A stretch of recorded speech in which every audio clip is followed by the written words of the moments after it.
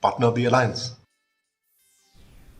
Meghalaya is already becoming a tourist hub despite being a landlocked state in the absence of railways. However, the Meghalaya government is now going all out to ensure that the Shillong airport located at Umroi is further expanded so that it can cater to bigger aircraft.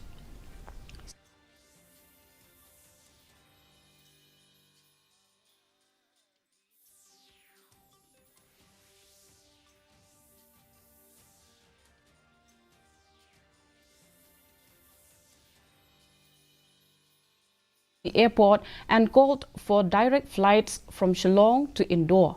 It may be mentioned that as of now, only ATR 72 flights are operating from Shillong, connecting the capital city to Kolkata, New Delhi and other northeastern cities.